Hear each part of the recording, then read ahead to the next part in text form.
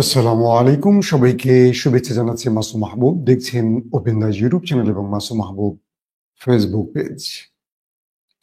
প্রিয় দর্শক, আজকে আমার হাতে বেশ কিছু ব্রেকিং খবর আছে, বিগ ব্রেকিং খবর। প্রথম ব্রেকিং খবরটি হলো, ভারত যখন মিয়ানমার, বাংলাদেশ সহ কয়েকটি অঞ্চল ভেঙে নতুন গ্রেটার ভারত গড়তে চাইছে, তখন রজব তাইয়্যিব এরদোয়ান এবার সালতানাতে বাংলা গড়ার মহাপরিকল্পনা হাতে নিয়েছে। এ বিষয়ে বিস্তারিত বলবো। দ্বিতীয় যে বিষয়টি, সেটি হলো, যে কোনো সময় শাহবাজ শরীফের পতন হতে পারে ইমরান খানের ডাকা অনাস্থা ভোটে। 24 থেকে 48 ঘন্টায় কি ঘটতে যাচ্ছে পাকিস্তানে। 3 নম্বর, ভারত পাকিস্তান মুখোমুখি, সীমান্ত জুড়ে ভারত কঠিন মহড়ায় নেমেছে এবং পাকিস্তানের বিরুদ্ধে একটা বড়সড় যুদ্ধের প্রস্তুতি নিচ্ছে। 4 নম্বর গুরুত্বপূর্ণ খবর, বাংলাদেশের লালমনিরহাট নিয়ে ভারতের গণমাধ্যমগুলো একটার পর একটা বিতর্কিত খবর দিচ্ছে। কেন বাংলাদেশ লালমনিরহাটে এয়ারবেস তৈরি করছে চীনকে সাথে নিয়ে? কি পরিকল্পনা বাংলাদেশের? 7 সিস্টার দখল? তারপরের গুরুত্বপূর্ণ খবর, এবার নরেন্দ্র মোদীকে বিপাকে ফেলতে আফগান, চীন, পাকিস্তান মানে 3 দেশ ত্রিপক্ষীয় বৈঠক হতে যাচ্ছে চীনে 20 তারিখ। এছাড়া আরো অনেকগুলো গুরুত্বপূর্ণ খবর থাকবে আজকের লাইভ সেশনে। আশা করি আপনারা আমাদের সাথেই থাকবেন। প্রথমেই আমি একটা একটা করে আপনাদের ধারাবাহিক খবরগুলো দেওয়ার চেষ্টা করছি। যদি দেখতে এবং শুনতে ক্লিয়ার দেখতে এবং শুনতে পান, আমাকে একটু কমেন্ট করেন। যদি আপনাদের কোনো প্রবলেম থাকে অবশ্যই আমাকে জানাবেন। জি, লালমনিরহাট থেকেও দেখছেন এক ভাই, দিনাজপুর থেকে আনোয়ারুল ইসলাম। জি দর্শক, প্রথম একটা একটা করে দিচ্ছি খবর। বাংলাদেশ ইস্যুতে ভারতের দৃষ্টিভঙ্গি শেখ হাসিনা চলে যাওয়ার পর আমরা খেয়াল করেছি। তো ইতিমধ্যে আফগানটা মোটামুটি কন্ট্রোলে ছিল পাকিস্তানের, কিন্তু ইমরান খানের পতনের পর আফগানে জেকে বসেছে ভারত। ভারত আফগানের তালেবান সরকারের সাথে তার সম্পর্ক বৃদ্ধি করে বালুচিস্তান এবং পেশোয়ারে একটার পর একটা আক্রমণ চালিয়েছে এবং প্রচুর সংখ্যক পাকিস্তানি সেনাদের মৃত্যুর খবর পাওয়া গেছে। এটা আফগান তালেবান ক্ষমতায় আসার পরের খবর। এটি আইএসপিআর বলছে পাকিস্তানের যে আফগান সীমান্ত দিয়ে তার এজেন্সির মাধ্যমে এখানে জঙ্গি বা সন্ত্রাসী কর্মকাণ্ড করে পাকিস্তানের বেলুচিস্তানকে ভাঙতে চাইছে এবং খাইবার পাখতুনখোয়া পেশোয়ারকে ভাঙতে চাইছে। এবং সাম্প্রতিক সময় কোয়েটাতে জাফর এক্সপ্রেস নামে যে ট্রেনটি ছিনতাইয়ের ঘটনা ঘটেছিল, সেখানেও সরাসরি ভারতকে দায়ী করেছে পাকিস্তান। কিন্তু পাকিস্তান এর জন্য কোনো আক্রমণে চায়নি। তারা তাদের তথ্য প্রমাণ দিয়ে ভারতকে দায়ী করলেও কোনো প্রকার তারা এই কাজের জন্য ভারতের বিরুদ্ধে স্ট্রাইক বা কোনো যুদ্ধ চাপিয়ে দেয়নি। কিন্তু পেহেলগাঁওতে যে ঘটনা ঘটলো তারপর আমরা দেখলাম ভারত প্রস্তুতি নিয়ে আক্রমণ করেছিল। তো এবার চীনের মধ্যস্থতায় চীনের পররাষ্ট্রমন্ত্রী, পাকিস্তানের পররাষ্ট্রমন্ত্রী এবং আফগানের পররাষ্ট্রমন্ত্রী, তালেবানদের যে পররাষ্ট্রমন্ত্রী অন্তর্বর্তীকালীন সরকারের আমির খান মুত্তাকিন, তারা এখন চীনে বসতে যাচ্ছেন ত্রিপক্ষীয় বৈঠকের জন্য। বলা হচ্ছে যে এই বৈঠকের মাধ্যমে 3 দেশের মধ্যে বিবাদমান যে সমস্যাগুলো আছে এগুলোর সমাধান করতে চান। অর্থাৎ এই 3 দেশের মধ্যে, অর্থাৎ বিশেষ করে পাকিস্তান এবং আফগানের মধ্যে যে বিরোধপূর্ণ বিষয়গুলো রয়েছে এগুলোর সমাধান করতে চায় পাকিস্তান। যদিও ইমরান খান ক্ষমতায় থাকলে এই বিষয়গুলো এরকম হতো না, কারণ আসিম মনির সরকার বা শাহবাজ শরীফ সরকার তারা বরাবরই আফগানদের সাথে বিমাদাসুলভ আচরণ করছেন, এমনটিও বলা হচ্ছে পিটিআইয়ের পক্ষ থেকে। এখন যে বিষয়টি দাঁড়িয়েছে, এই 3 দেশের বৈঠকের পর একটা পজিটিভ সমাধান আসতে পারে বলা হচ্ছে। চীনের পররাষ্ট্রমন্ত্রী, পাকিস্তানের পররাষ্ট্রমন্ত্রী, ভারতের আফগানের পররাষ্ট্রমন্ত্রীর এই সফরটি বা বৈঠকটি নিয়ে সবচেয়ে বেশি টেনশনে আছে ভারত। ভারতের বিভিন্ন পক্ষ থেকে বলা হচ্ছে যে কোনোভাবে আফগানকে নিবৃত করার চেষ্টা করছে, যাতে আফগান এই বৈঠকটিতে উপস্থিত না হয়, অথবা আফগান বৈঠক করলেও পাকিস্তানের সাথে যেন কোনো সিদ্ধান্তে, চূড়ান্ত সিদ্ধান্তে তারা এখান থেকে কোনো সমাধান বের করতে না পারে।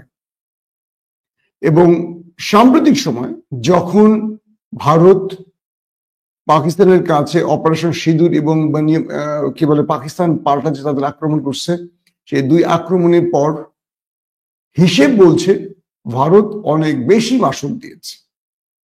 তো নরেন্দ্র মোদী এই প্রতিশোধ স্বরূপ তারা তাদের এজেন্সির মাধ্যমে, তাদের গোয়েন্দাদের মাধ্যমে প্রতিবেশী কয়েকটি পয়েন্ট থেকে পাকিস্তানের মধ্যে একটার পর একটা আক্রমণ চালিয়েছে। এবং ভারতের বিরুদ্ধে পাকিস্তানের গণমাধ্যমগুলো ঠিক এভাবেই অভিযোগ তুলেছে যে বালুচিস্তান, বিএলএ, তারপর খাইবার পাখতুনখোয়া, টিটিপি, তাদের মধ্যে বা তারা ব্যাপক পাকিস্তানের মধ্যে সন্ত্রাসী কর্মকাণ্ড করছে। জঙ্গিদের যেই ঘাঁটিগুলো, এগুলোকে টার্গেট করে পাকিস্তান জবাব দিলেও ভারত তাদেরকে পুরোপুরি সাহায্য করছে, কারণ ভারত ব্যর্থ হয়েছে যুদ্ধে, তাই তারা সন্ত্রাসীদের দিয়ে এই কাজটি করছে, এটা পাকিস্তান বলছে। এই মুহূর্তে যে খবরটি এসছে সেটি হলো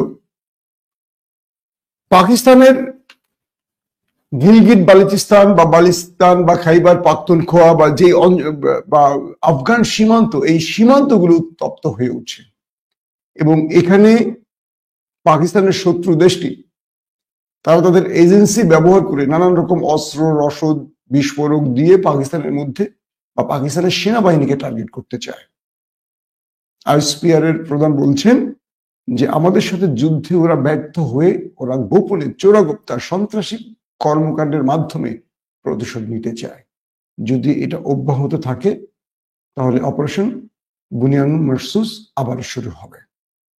ঠিক একই ভাষায় রাজনাথ সিং, ভারতের প্রতিরক্ষা মন্ত্রী, তিনি বললেন অপারেশন সিঁদুর শেষ হয়নি এবং আমরা একটা বড় লড়াইয়ের জন্য প্রস্তুতি নিচ্ছি। ভারতের মোটামুটি বড় বড় গণমাধ্যমগুলো দাবি করছে যে ভারত সীমান্ত জুড়ে, পাক সীমান্ত জুড়ে তাদের মহড়া চলছে, বিভিন্ন অস্ত্র ব্যবহার, সামরিক বাহিনী বৃদ্ধি, কাশ্মীরে রিটায়ার্ড সামরিক বাহিনীকে আবারও ফিরিয়ে আনা হয়েছে, যারা অবসরে গেছেন তাদেরকে ফিরিয়ে আনা হয়েছে কাশ্মীরে আবার। তার মানে ভারত আরেকটা যুদ্ধের জন্য প্রস্তুতি নিচ্ছে। এবং ভারতের নরেন্দ্র মোদী বা বিজেপি বা আরএসএস এর পক্ষ থেকে বলা হচ্ছে যে তারা অপারেশন সিঁদুর শেষ করেনি, তারা এটার জবাব দেওয়ার জন্য প্রস্তুতি নিচ্ছে। এবং রাজনাথ সিং আজকে নিজেই বলেছেন যে আমাদের ব্যাপক ক্ষতি হয়েছে এই লড়াইতে, মানে অপারেশন সিঁদুরে, এবং পাল্টা আক্রমণে পাকিস্তান ভারতের ভেতরে যে ব্যাপক ক্ষয়ক্ষতি করেছে এটা প্রতিশোধ তারা নিয়েই ছাড়বে। এখন বিষয় হলো যে এই প্রতিশোধ মানে কি? প্রতিশোধ মানে হলো আবারও তারা যুদ্ধে ফিরে আসতে চাইছে। কিন্তু পাকিস্তান যখন নিউক্লিয়ার অ্যাটাকের হুমকি দেয় তখন নরেন্দ্র মোদীর দেশ কিছুটা ব্যাকফুটে চলে আসে। এটি রাজনাথ সিং বলছেন যে আমরা যখন এই স্ট্রাইকটি চালাই তখন পাকিস্তান তারা তাদের যেই মিসাইল শাহিন, সেখানে তারা নিউক্লিয়ার ওয়ারহেড ব্যবহার করেছে। এই তথ্যটি সঠিক নয়, কিন্তু ভারত বলছে পাকিস্তান ভারতের বিরুদ্ধে নিউক্লিয়ার ওয়ারহেড ব্যবহার করেছে। এবং এই নিউক্লিয়ার ওয়ারহেডের অর্থ বুঝতে পারছেন যে পাকিস্তান ভারতে নিউক্লিয়ার অ্যাটাক করেছে, যে কারণে ভারত তারা সিজফায়ারের মাধ্যমে একটা যুদ্ধবিরতিতে গেছে। এবার ভারত পাকিস্তানকে শক্ত জবাব দিবে। যদি পাকিস্তান নিউক্লিয়ার অ্যাটাকে যায় তবে ভারত নিজেরাও নিউক্লিয়ার অ্যাটাকে যাবে, তাতে দু দেশের যত মানুষের প্রাণ হারাবে। এটা ভারতের পক্ষ থেকে স্টেটমেন্ট। বিষয়টা হলো পাকিস্তান বলছে তারা J-10C যুদ্ধ বিমান ব্যবহার করেছে, ইলেকট্রনিক্স ওয়ারফেয়ার তারা ব্যবহার করেছে, তারা 17 থান্ডার ব্যবহার করেছে, তারা শাহিন এবং ফাতি 1 ফাতি 2 ব্যবহার করেছে। কিন্তু ভারত যেটি বলছে এটি পাকিস্তান অস্বীকার করেছে সরাসরি। তাহলে প্রশ্ন হলো যে ভারত এতদিন যে বলল তারা সন্ত্রাসীদের আঁকড়া উড়িয়ে দিয়ে এসছে ভারতের বিমান বাহিনী পাকিস্তানে ঢুকে, আর পাকিস্তান বলেছে যে না, তারা কিছু নিরীহ মানুষকে মেরেছে, মসজিদ মাদ্রাসাকে ধ্বংস করেছে, কোনো সন্ত্রাসীদের প্রতিষ্ঠান বা তাদের উপর অ্যাটাকটি হয়নি, এবং পাকিস্তানি সেই রকম সন্ত্রাসীর কোনো ক্ষয়ক্ষতির পাকিস্তানের আন্তর্জাতিক গণমাধ্যমগুলো শেষ পর্যন্ত পাকিস্তানের এটা সত্য প্রমাণ হয়েছে। পাশাপাশি 6 এবং 7 মে দুই দেশের মধ্যে যে লড়াইটা হয়, এই লড়াইতে ভারতের অধিকাংশ দাবি মিথ্যে প্রমাণ হয়, আর পাকিস্তান যে দাবিগুলো করে তার পরবর্তী আল জাজিরা সহ বিবিসি সিএনএ তার সত্যতা খুঁজে পায়। 7টি বিমান ভূপাতিত করে সেটাও প্রমাণ পায়, সব রকম তথ্য প্রমাণ পাকিস্তান হাজির করছে, আন্তর্জাতিক গণমাধ্যম হাজির করেছে। এখন বিষয়টা দাঁড়ালো নরেন্দ্র মোদী বা রাজনাথ সিং তারা যে আবার যুদ্ধের প্রস্তুতি নিচ্ছে, এটা কেন? ভারতের বিরোধী দল কংগ্রেস ইতিমধ্যে চাপ তৈরি করেছে যে মিস্টার নরেন্দ্র মোদী, আপনি যে বললেন পাকিস্তানে আপনারা ব্যাপক ক্ষয়ক্ষতি করেছেন, এটা করেছেন সেটা করেছেন, তাহলে সে তথ্য আমাদের দেখান। আর আমরা ভারতের মধ্যে দেখতে পাচ্ছি প্রচুর সেনা প্রাণ হারিয়েছে, সাধারণ মানুষের চেয়ে ভারতীয় সেনারা বেশি প্রাণ হারিয়েছে পাকিস্তানের পাল্টা আক্রমণে। এই ব্যাপারে আপনি কেন তথ্য প্রমাণ দিচ্ছেন না? তো নরেন্দ্র মোদী বা বিজেপির উপরে চাপ বৃদ্ধির ফলে নরেন্দ্র মোদী পাকিস্তানে আরেকটা স্ট্রাইকের বা আরেকটা যুদ্ধ শুরুর পরিকল্পনা করছেন, এবং ইন্ডিয়ান টাইমস, ইকোনমিক্স টাইমস সহ কয়েকটি গণমাধ্যম ইতিমধ্যে নানান রকম তথ্য প্রচার শুরু করেছে। বলা হচ্ছে পাকিস্তানের বিরুদ্ধে এবার জোরালো প্রস্তুতি নিচ্ছে ভারত। আর ইতিমধ্যে পাকিস্তান তার মিত্রদের, নিকটবর্তী মিত্রদেরকে বিশেষ গ্রিন সিগন্যাল দিয়েছে যে আসো এবার আমরা ঐক্যবদ্ধ হয়ে লড়ব। চীনকে, আফগানকে এবং বাংলাদেশকে এই বার্তা পৌঁছে দিয়েছে, এমন তথ্য ভারতীয় গণমাধ্যম আবার প্রচার করেছে। যেমন ধরেন, ভারত তার নিউক্লিয়ার অ্যাটাকের জন্য যে বেজগুলো প্রয়োজন সেগুলোকে দ্রুত প্রস্তুত করছে, তার মানে ভারত নিউক্লিয়ার অ্যাটাকের চিন্তা করছে। 2 নম্বর, ভারত যে রাফায়েলের ব্যর্থতা দেখেছে বা MiG-29 বা Su-30 যে ব্যর্থতা দেখেছে, ভারত এবার বিকল্প চিন্তা করছে। অর্থাৎ পাকিস্তান যে রাডার সিস্টেম জ্যাম করে যে বিশেষ পদ্ধতি ব্যবহার করছে, প্রযুক্তি ব্যবহার করছে, এটাকে মোকাবেলায় ভারত দ্রুত একটা প্রস্তুতি নিতে চাইছে, এবং পশ্চিমা দুনিয়ার সাথে ভারতের সামরিক বিশেষজ্ঞরা এই বিষয়ে তথ্য শেয়ার করছে যে ভারত যদি এবার অ্যাটাকে যায়, পাকিস্তান যেন পূর্বের পরিকল্পনায় ফিরতে না পারে। আর পাকিস্তান তারা চীনের সাথে সেই বিষয়গুলো খোলামেলা আলোচনা করছে যে আমরা ভারতের নতুন পরিকল্পনায় কোনভাবে আটকাতে পারি। একদিকে চীনের ভয় আছে, চীন অরুণাচলে ঢুকে পড়তেছে ভারতের, অন্যদিকে তুরস্কের সাথে ভারত একেবারে হাড্ডাহাড্ডি লড়াইয়ের দিকে মুখোমুখি অবস্থানে আছে।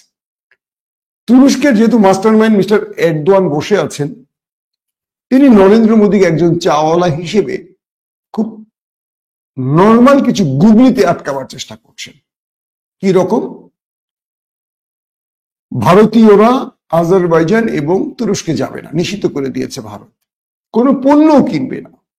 এবং এরদোয়ানের মেয়ে জামাতা, তিনি একজন বড় ব্যবসায়ী, তার প্রতিষ্ঠান সারা পৃথিবীতে কাজ করে, ভারত তাদের নিরাপত্তা তুলে নিয়েছে।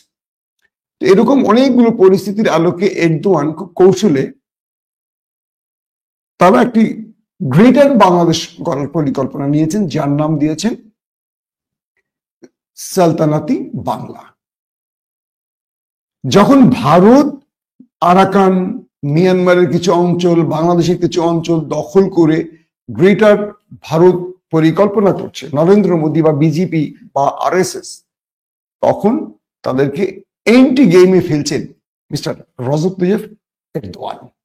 তিনি কি করছেন?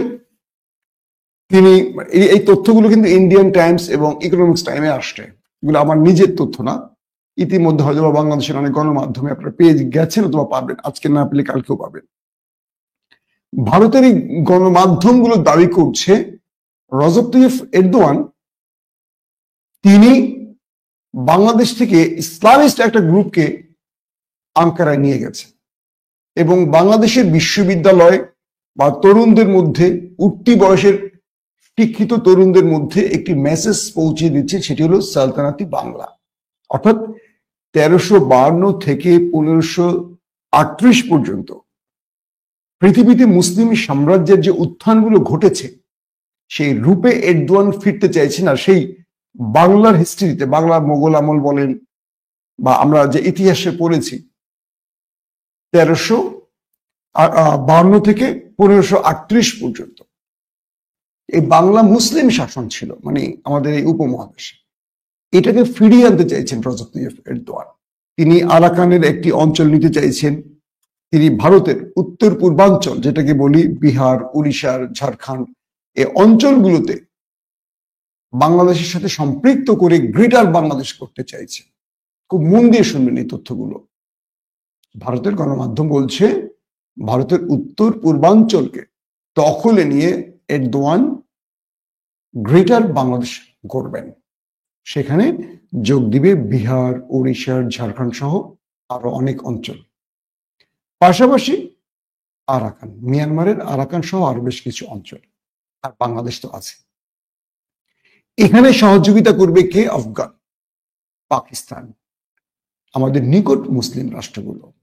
আর মিত্র রাষ্ট্র হিসেবে চীন সহ আরো কিছু দেশ থাকবে, যারা ভারতের সঙ্গে যাদের বিরোধপূর্ণ সম্পর্ক রয়েছে। তো এরদোয়ান তিনি নরেন্দ্র মোদীর সাথে এবার প্রকাশ্যে বড় ফ্রেমে লড়াইতে জড়িয়ে যাচ্ছেন। আর সেটা মাইন্ড গেম না, এটা কূটনৈতিক গেম না, সেটা সরাসরি ভূখণ্ডে আঘাতের গেম। আসেন, ভারতের গণমাধ্যম বলছে টার্কিশ ইয়ুথ ফেডারেশন তারা এই টার্গেটে, সালতানাতে বাংলা টার্গেটে ইতিমধ্যে টার্কিশের মানে তুরস্কের ইস্তানবুল এবং আঙ্কারাতে প্রোগ্রাম করেছে। সেখানে বাংলাদেশিরা উপস্থিত ছিল এবং ঢাকাতে এই টার্কিশ ইয়ুথ ফেডারেশনের ব্যানারে প্রোগ্রাম হয়েছে, যদিও আমার চোখে পড়েনি।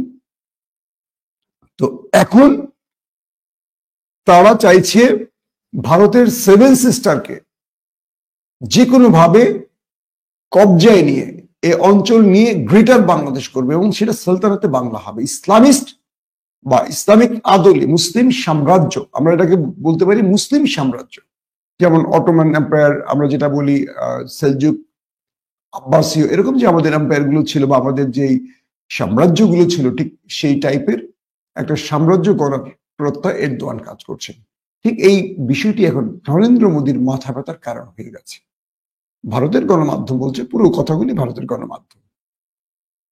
এখন আমাদের জন্য আসলে কঠিন কি আসছে সামনের দিকে। ভারত যখন বলছে রজব তাইয়্যিপ এরদোয়ান তিনি ভারতকে ভাঙতে চাইছেন, 7 সিস্টার ভাঙতে চাইছেন, মিয়ানমার ভাঙতে চাইছেন এবং সেটা বাংলাদেশে সম্পৃক্ত করে গ্রেটার বাংলাদেশ করবেন, তার মানে ভারতের কোনো কূটবুদ্ধি বা কূটচাল এর মধ্যে আছে, ষড়যন্ত্রের গন্ধ আমরা পাচ্ছি।